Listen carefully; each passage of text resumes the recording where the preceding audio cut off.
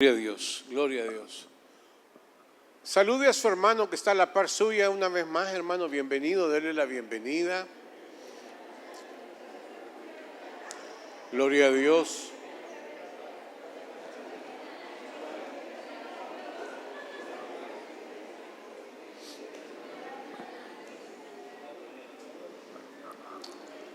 Aleluya. Gloria a Dios, gloria a Dios. Gloria a Dios. Gloria a Dios. Es el último domingo del mes de septiembre y estamos agradecidos con el Señor. Amén. Todos debemos de estar agradecidos con el Señor porque Dios es bueno. ¿Cuántos lo creen, hermanos? Si me le bajan un poquito el micrófono, creo que evitamos el silbato. Gloria a Dios, gloria a Dios. Vamos a orar esta mañana por este tiempo y vamos a encomendarnos al Señor para que Él pueda de alguna manera, por medio de su palabra, edificarnos, hermanos. Vamos a cerrar nuestros ojos y vamos a clamar al Señor. Señor, creador del universo, de todas las cosas buenas, visibles e invisibles, te damos gracias por estar en este lugar tan hermoso que tú has preparado para que tus hijos, nosotros nos reunamos. Te exaltamos y te damos a ti la gloria. Señor, te pedimos que envíes tu buena palabra, que nos edifiques, nos exhortes, nos consueles y que al salir de este santuario podamos salir con gozo, podamos tener una visión de tu palabra para nuestro vivir en la tierra. Te pido por todas aquellas personas que traen problemas, depresiones, circunstancias difíciles. Tú dijiste, Señor, que echáramos sobre ti todas las cargas porque tú darías descanso. Que mientras tu palabra es predicada, Espíritu Santo, te pido en el nombre de Jesús que tú liberes el corazón de aquellos que están oprimidos esta mañana. A ti sea la gloria, Padre, en el nombre de Jesús. Amén. ¿Le damos un aplauso a Jesús, hermanos?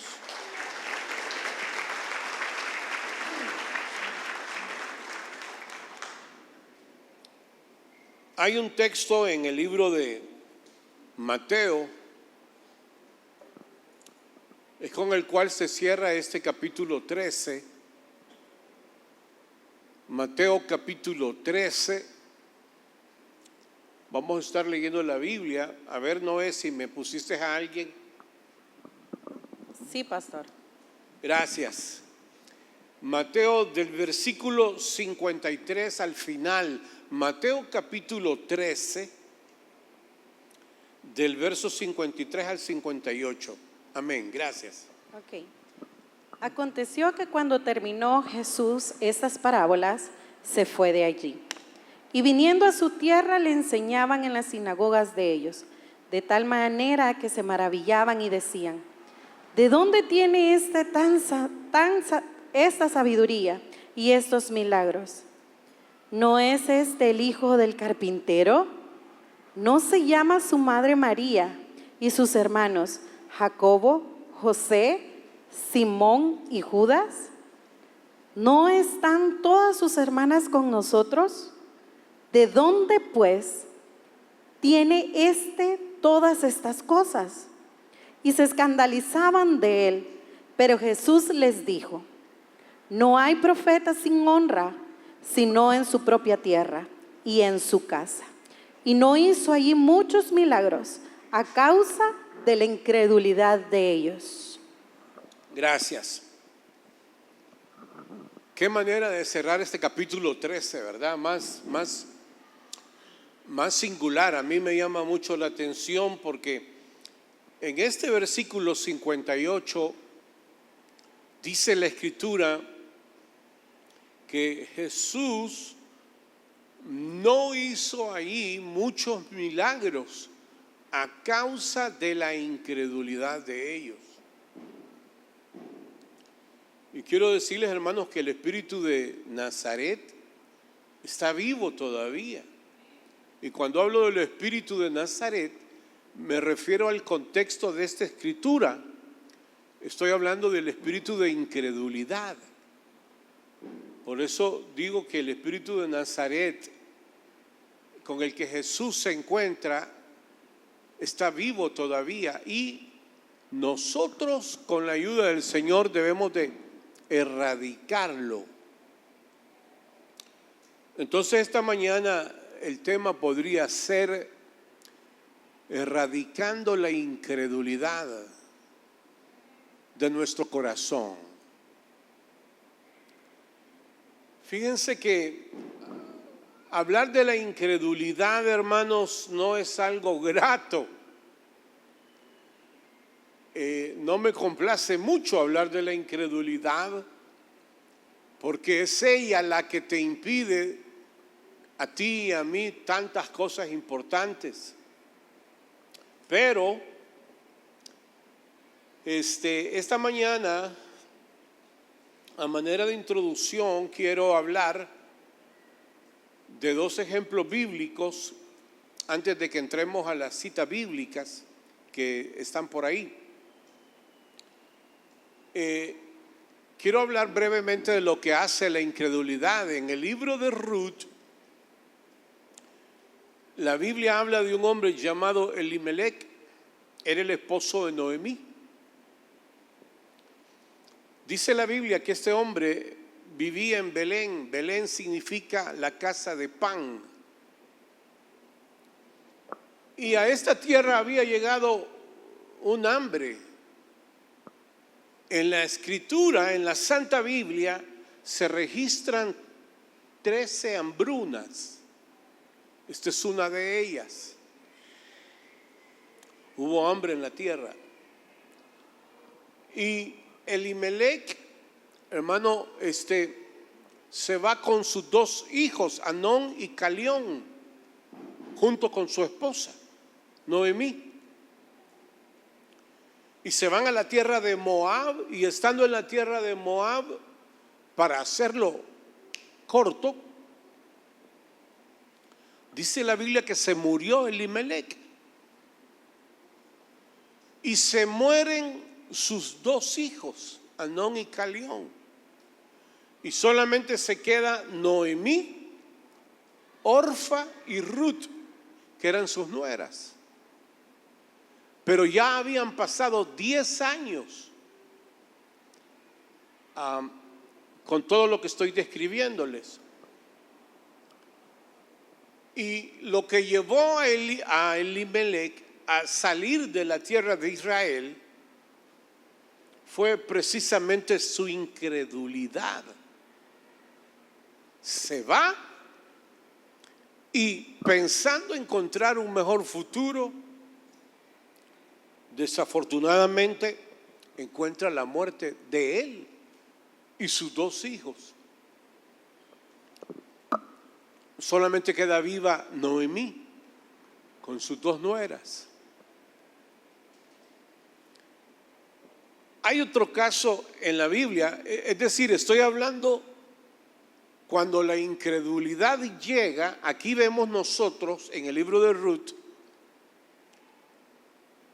que a la vida de esta familia golpeó la prueba, no solamente a la familia de Elimelech, sino que todo el pueblo. Vino una prueba y los golpeó tremendamente. Ante la prueba, él decae y se va a Moab y se va a fracasar. Otro caso, en el capítulo 17 del libro de Reyes, primer libro de Reyes, hay un hambre en la tierra por causa de Elías. Elías le dice a Acab. Acab era uno de los reyes más paganos que hubo en Israel. Acab, hijo de Omri. Malvadotes estos. Y se va, y Dios le habla a Elías, y Elías dice: por mi palabra no habrá lluvia en Israel por 3 años y medio. En efecto, así fue. Y Dios envía a Elías al río Jordán, y dice la Escritura: había hambre en toda la tierra. Pero mire qué importante, este caso es diferente al caso de Elimelec, porque él se va por incrédulo, no esperó. Pero ahora Elías, dice la Biblia, que Dios lo sustentaba. Venían por la mañana y por la tarde aves y le traían pan y carne.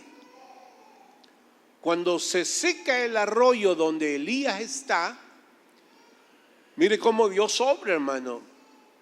Lo envía donde una viuda. Mire qué paradójico. Supuestamente te van a enviar, o Dios va a enviar al profeta a un lugar donde hay abundancia, pero lo envía donde una viuda. Y cuando Elías llega cerca de la viuda había salido a recoger unos leños para hacerse un poco de pan para ella y para su hijo, y luego morirse, porque era demasiada hambre en toda la tierra. Y dice que Elías le dice: ven y tráeme un vaso con agua. La mujer va y le trae agua, y ahora Elías le dice: ve y cóceme una torta debajo de las brasas y tráemela. Y la viuda le dice: vive Jehová tu Dios, que no tengo más que el último bocado para mí y para mi hijo, y luego nos vamos a morir. Y viene la palabra de Dios en los labios de Elías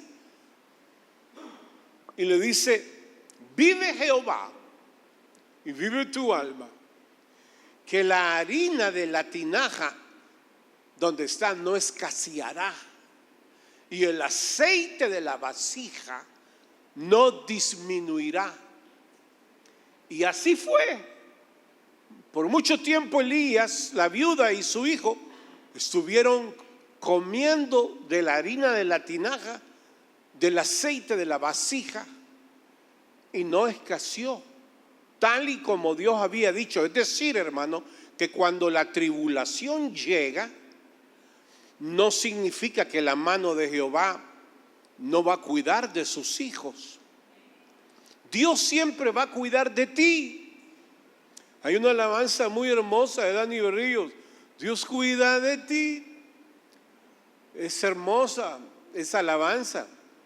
Entonces, Elimelec dudó, fue incrédulo, va a Moab y se encuentra con la muerte. El caso de Elías, Dios sustenta a Elías en una hambruna tremenda, porque este hombre tuvo fe. Y quiero decirles, hermanos, que la fe es lo contrario de la incredulidad.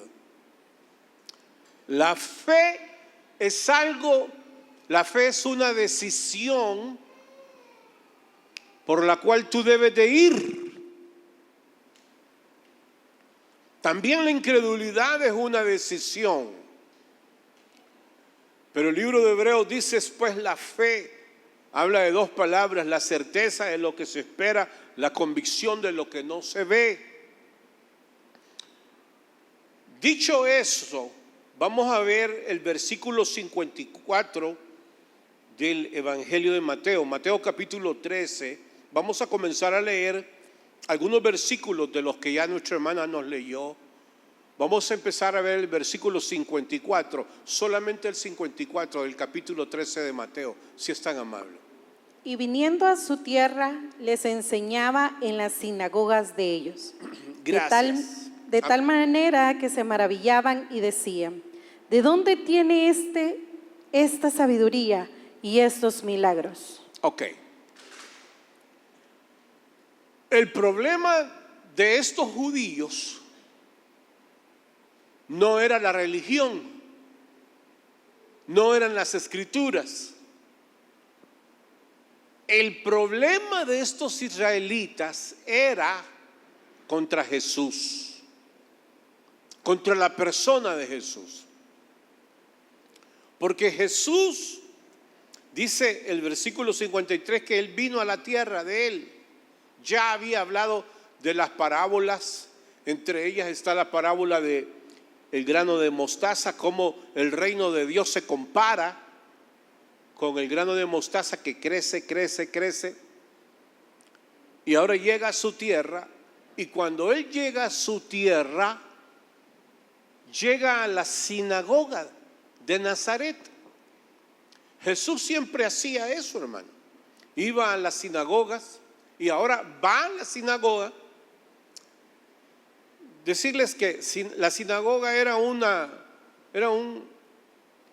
las sinagogas existieron, comenzaron en el tiempo cuando en el Antiguo Testamento, cuando Israel ya no tuvo templo, y en Babilonia comenzaron a reunirse. Ahí surgen las sinagogas. Las sinagogas eran santuarios donde se leía la ley. Después de Jesús existieron las sinagogas, existen todavía, son lugares donde los israelitas se reúnen. Entonces Jesús acostumbraba a ir a las sinagogas. Pero note usted que cuando Jesús llega a la sinagoga, estamos hablando esta mañana acerca de la incredulidad. Debemos de erradicar la incredulidad. De eso estamos hablando esta mañana. Cuando Jesús llega a la sinagoga, el problema de los israelitas, ya dije que no era la religión ni las escrituras, porque ellos conocían perfectamente bien las escrituras. Ellos sabían lo que decía el libro de Isaías, que iba a venir un Salvador, un Mesías. Pero ellos, es como cuando te dicen a ti, hermano, mira, el viernes de la otra semana va a venir un personaje ¿de dónde? De Suecia. Y tú decís, enséñame una foto o algo. No te enseñan nada. En tu mente tú empezás a cranear una imagen del personaje que va a venir. Pues estos israelitas en Nazaret están viendo a Jesús. Jesús agarra el rollo de la ley, empieza a leerlo, y ellos están atentos. Ya dije que el problema de estos no era ni la religión ni las escrituras. El problema se va a originar entre ellos y la persona de Jesús. Jesús había llegado a su tierra, lo conocían perfectamente, había estudiado desde pequeño con muchos de ellos que están ahí en la sinagoga, lo conocen, se identifican. Es muy posible que Jesús, más adelantito vamos a ver un poquito de esto, estuvo ayudando a José en la carpintería. Lo conocen a Jesús. Ahora, conocían las escrituras de Isaías, de los profetas, pero nunca se imaginaron ellos que el vecino de lado, el vecino de la esquina, el vecino de enfrente, donde hubiese estado Jesús, nunca se imaginaron que él iba a resultar siendo el Mesías. Imposible. Imposible. Eso era difícil de aceptarlo. Porque ellos decían, ¿cómo es posible? ¿De dónde sabe este hombre tanto? Pues, ¿cómo es que tiene estos milagros? Si lo habían visto crecer, lo habían visto desarrollarse, lo habían visto en su vida. Y estoy hablando de que conocían las Escrituras y sabían que iba a venir un Mesías. Ahora, escuchen lo que dice el Evangelio de San Juan, capítulo 7, versículos 15 y 16, si es tan amable.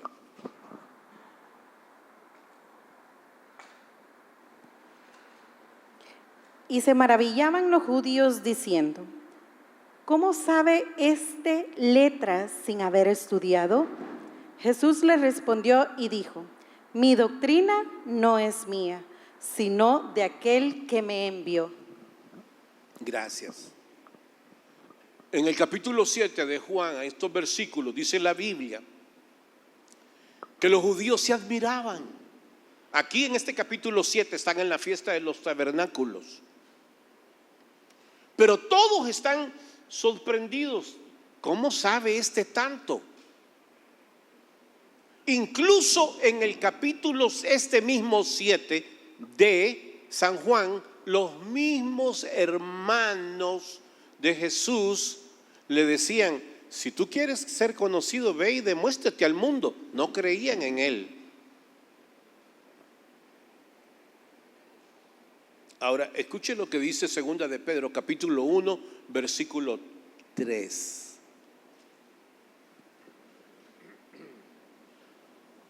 Como todas las cosas que permanecen a la vida y a la piedad nos ha sido dadas por su divino poder, mediante el conocimiento de aquel que nos llamó por su gloria y excelencia. El que nos llamó por su gloria y su excelencia.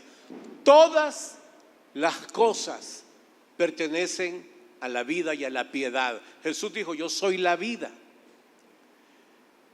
En el capítulo 7 de San Juan, ellos dicen, ¿cómo es posible que hable de tal forma los milagros, la enseñanza? Pero el apóstol Pedro aquí dice, todas las cosas pertenecen a la vida y a la piedad. Es decir, todo venía absolutamente de Jesús, del Padre, en Cristo. Pero la gente estaba admirada porque ellos decían, ¿cómo es posible que este hombre hable así, que tenga estas señales?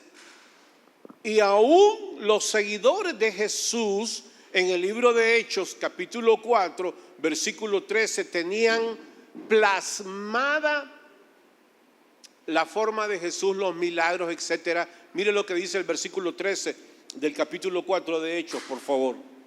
Entonces, viendo el denuedo de Pedro y de Juan, y sabiendo que eran hombres sin letras y del vulgo, se maravillaban y les reconocían que habían estado con Jesús. Ellos hicieron un milagro. Dios hizo un milagro a través de Pedro y Juan en la entrada de la Hermosa, capítulo 3 de Hechos, dice la Biblia, había un cojo. Le piden dinero a Pedro y a Juan y Pedro le dice, míranos, no tengo ni oro ni plata, pero lo que tengo te doy. En el nombre de Jesucristo, levántate. Ellos entran con este hombre saltando, gritando, alegres y todo. Y ahora este versículo muestra lo que el apóstol Pedro dice, que todas las cosas pertenecen a la vida y a la piedad. Eran hombres del vulgo, no tenían estudio, pero lo que tenían era el poder de Dios. Se quedaban admirados. Lo que pasa es, hermano, lo difícil de erradicar la incredulidad. Estos de Nazaret eran incrédulos. Estaban viendo al Eterno frente a ellos. Estaban viendo los milagros, escuchando y no entendían.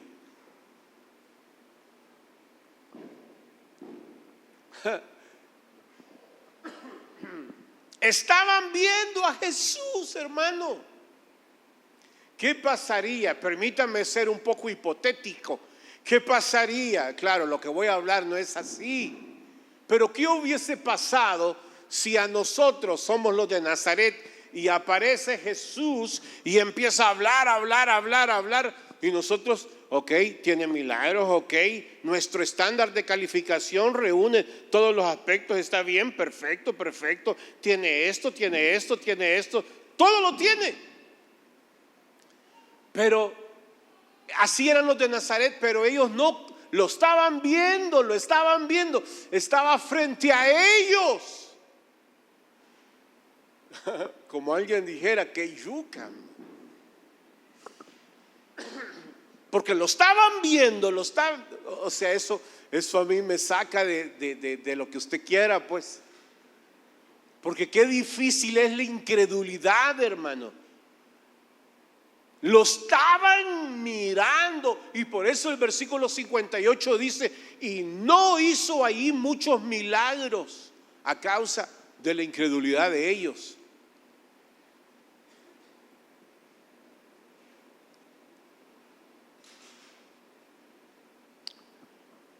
Lo estaban viendo y ellos eran incrédulos, no podían darse cuenta que el que estaba ahí era Jesús, el eterno Dios de Israel.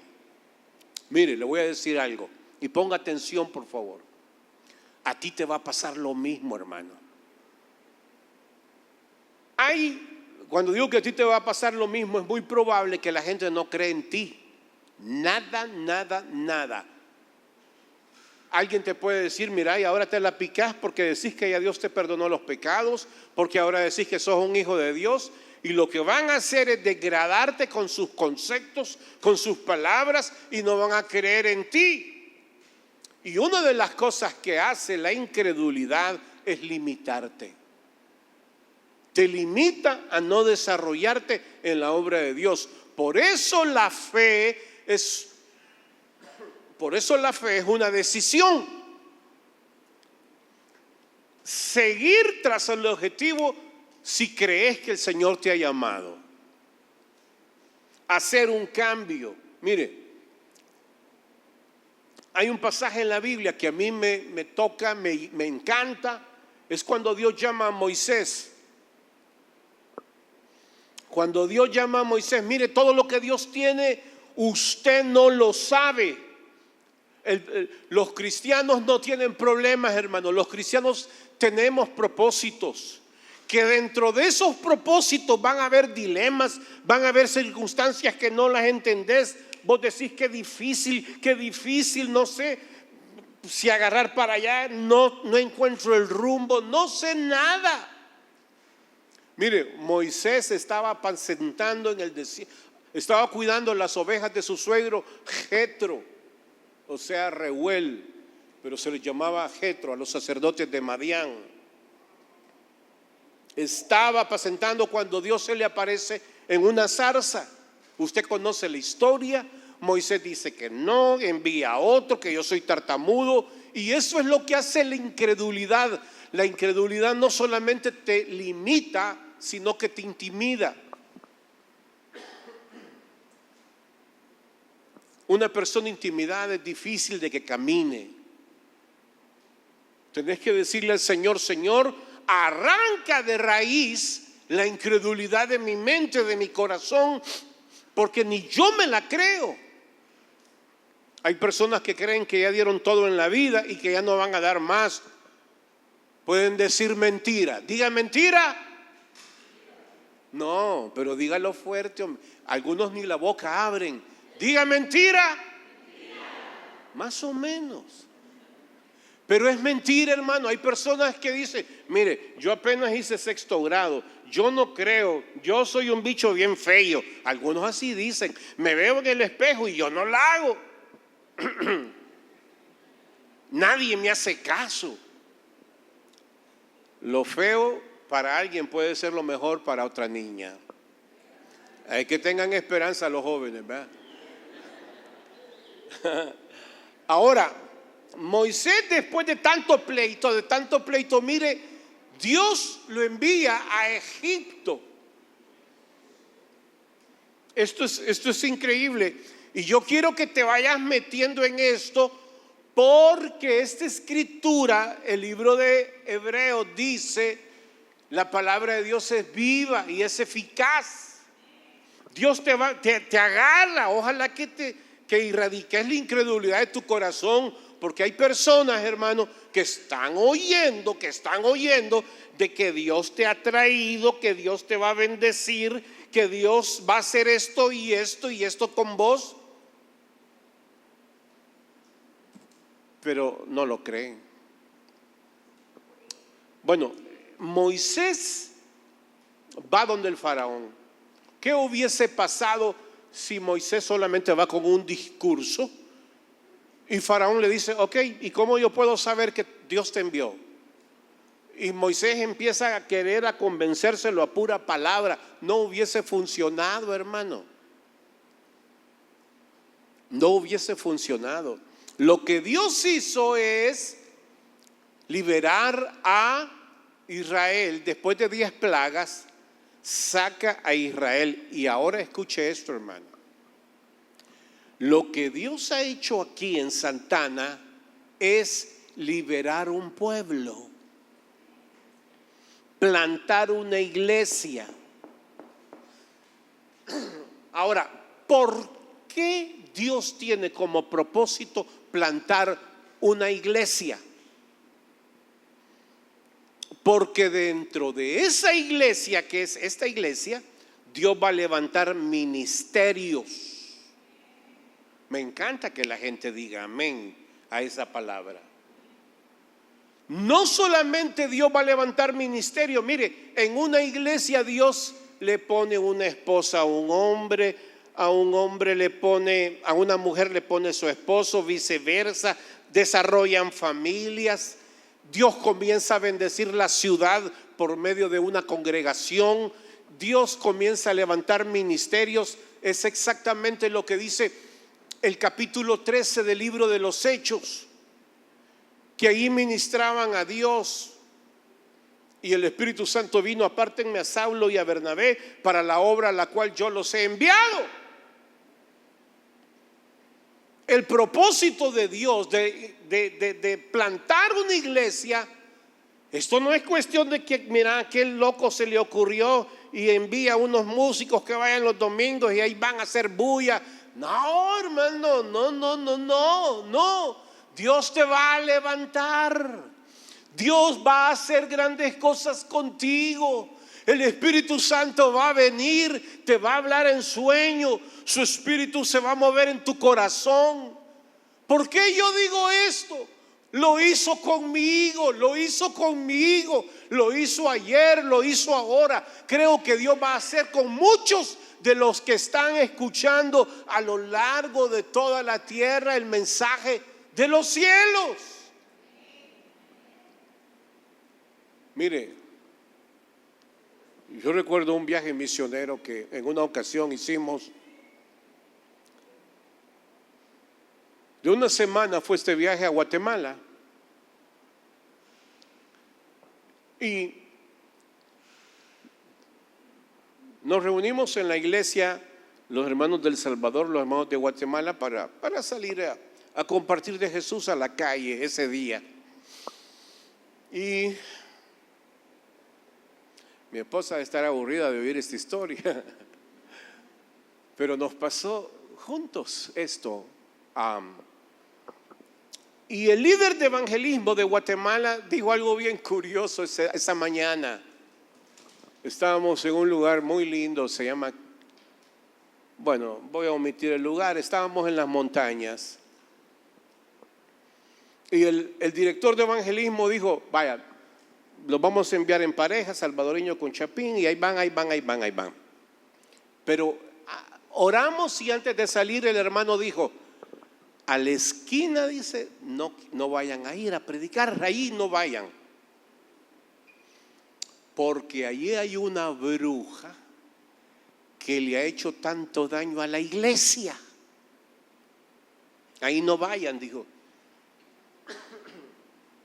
Y a mí me dio curiosidad eso, una bruja, dije yo. Y salimos y empezamos en las calles y todo eso. Pero yo iba con aquello, una bruja, qué chivo será ganarse una bruja. Y una bruja, y la bruja. Vengo yo y le digo, no recuerdo si era una señorita o un joven que nos habían asignado a nosotros dos. Y yo le digo, mira, nos podés llevar donde la bruja. Cuando yo le dije eso, se admiró y se asustó un poquito, pero yo no voy a ir, me dijo. No, le dije, solo llévanos, solamente llévanos. Y nos encaminó y fuimos, ubicamos la casa, hermano, era una especie de cantina.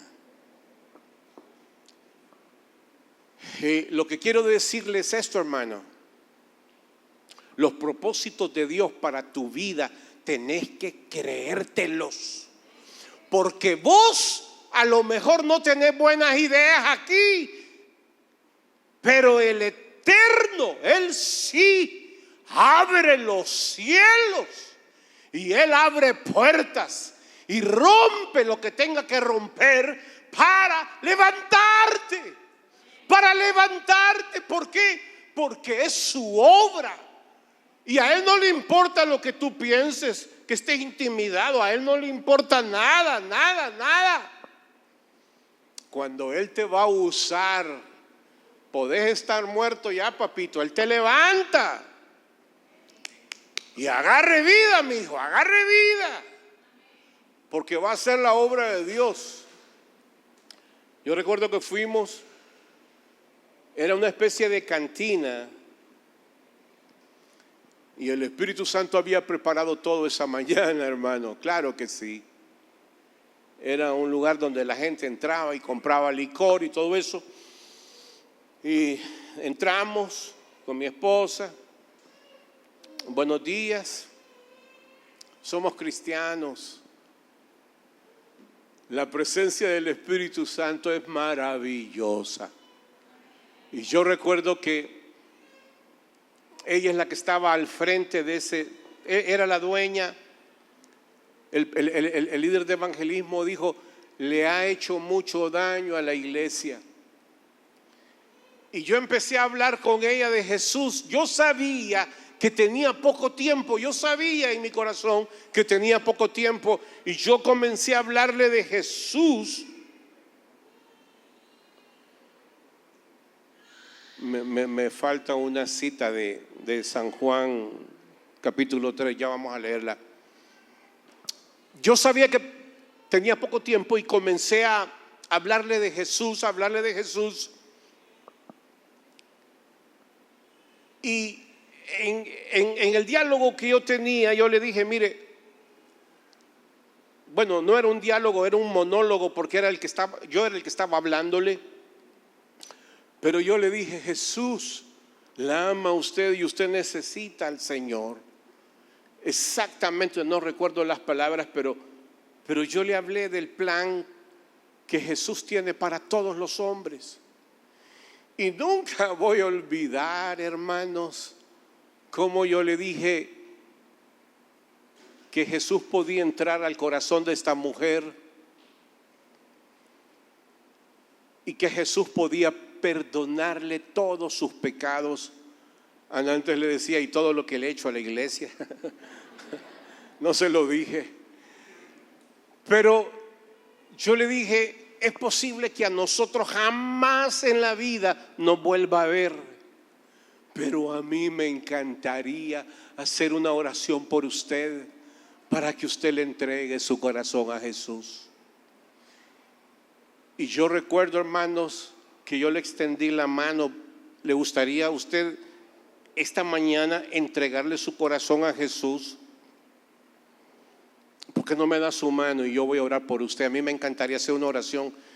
Y nunca olvido que ella puso su mano sobre la mía. Y yo le dije, cierre sus ojos.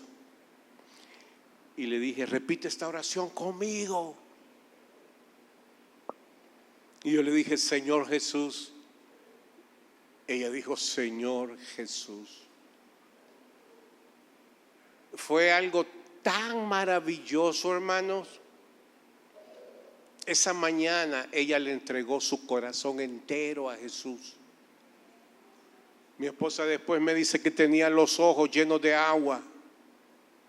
El Espíritu Santo había bajado ahí, alcanzaron a una mujer que vivía en una oscuridad tremenda. Ese día se alcanzaron a 2 brujas en ese pueblo para el Señor, se ganaron. ¿Sabes lo que pasa, hermano? La incredulidad no solo te limita, no solo te intimida, la incredulidad te da miedo, te atemoriza. Hay gente que piensa en el futuro y dice, no la voy a hacer, si no hago esto, no la voy a hacer. Yo quiero decirte que con Jesús no vas a perder una, hermano. Con Jesús no vas a perder una. Él sabe por qué te trae, por dónde te trae. Él conoce el camino mejor que tú. Él conoce cómo resolver un problema. Él conoce cómo hacer que los problemas se solventen. La incredulidad te mete miedo, te paraliza. La incredulidad no permite que tú te capacites. La incredulidad te frustra, hermano. Una persona frustrada dice, ya probé servir a Dios, me salió todo mal, todo mal. No, hermano, no digas eso. El eterno Dios de Israel que te ha llamado, Él perdonó tus pecados. Él sabe cómo va a pastorear tu vida todos los días de tu vida, pero tú tienes que servirlo. Tú tienes que tener la mejor de las actitudes para servir a Dios. Amén. ¿Saben qué, hermanos? Vamos a dejar no sé que no voy a terminar este mensaje, pero hubo un hombre, hermanos. Vamos a leer el capítulo 3 de San Juan. Regálemelo, por favor. Del versículo 1 ¿a cuál, pastor? Ok. Había un hombre de los fariseos que se llamaba Nicodemo, un principal entre los judíos. Este vino a Jesús de noche y le dijo: Rabí, sabemos que has venido de Dios como maestro, porque nadie puede hacer esas señales que tú haces si no está Dios con él. Ok, hasta ahí está bien, hasta el 2, gracias. Este hombre, hermano, era un principal entre los judíos, era un fariseo, era un hombre muy entendido. Pero por miedo a ser descubierto por los mismos judíos, va de noche.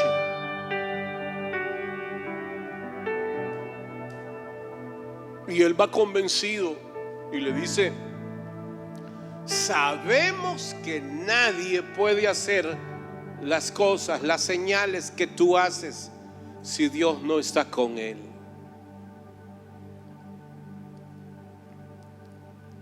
Pero estaba con el Señor y no sabía quién era. Jesús le dice: mira, más adelante tienes que nacer de nuevo. Y ustedes conocen la historia. Mucha gente estuvo con Jesús. Del capítulo 14 en adelante de Mateo vamos a ver que Jesús siguió visitando muchos pueblos. Y este patrón se repite de la incredulidad en muchos lugares de los evangelios. En el capítulo 1 de San Juan, Felipe le dice a Natanael: hemos encontrado a Jesús, hijo de José, de Nazaret. Natanael dice: de Nazaret puede salir algo bueno, ven y ve, le dice.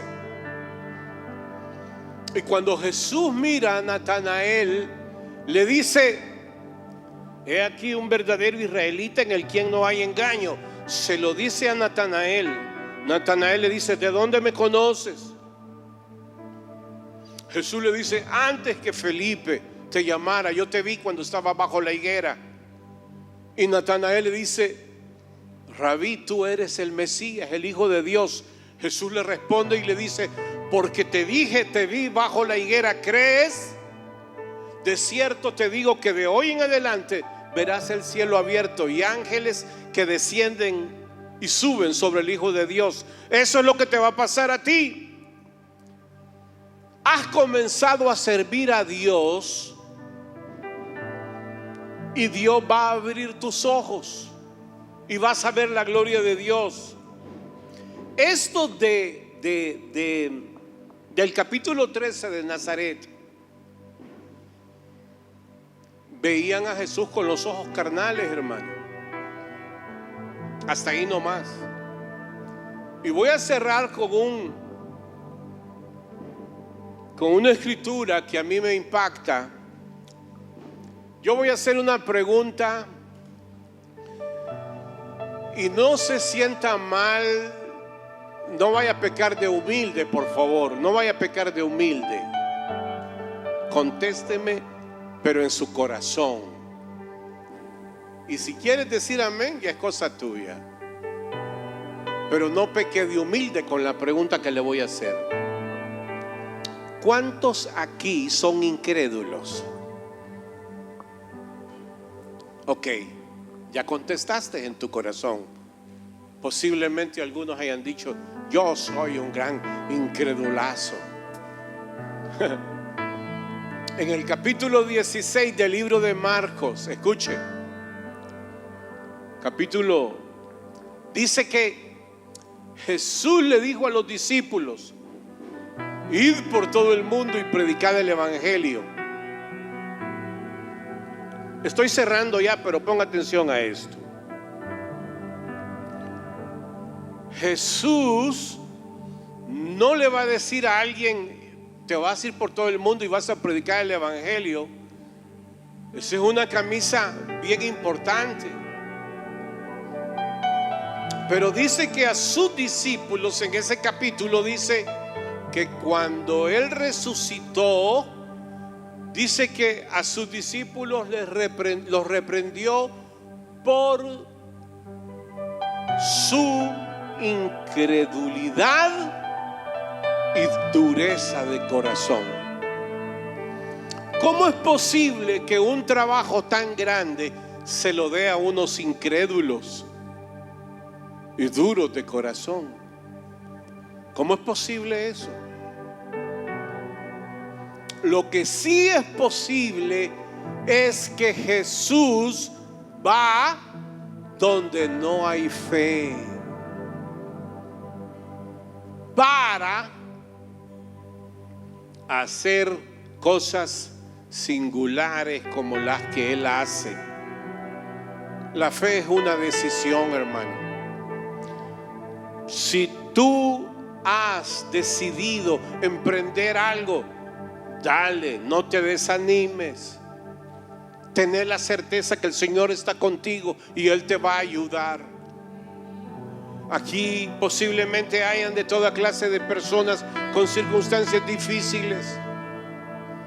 Erradiquemos el espíritu de Nazaret, hermano. Nazaret todavía está vivo. Hay mucha incredulidad en muchos lugares. Versículo 58 del 13 dice: y no hizo allí muchos milagros a causa de la incredulidad de ellos.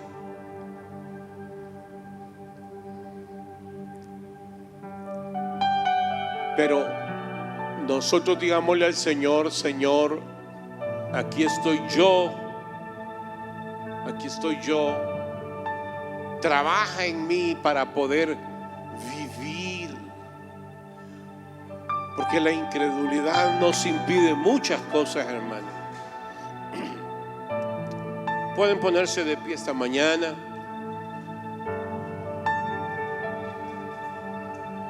Vamos a orar, hermanos. Vamos a hablar con un segundo con el Señor.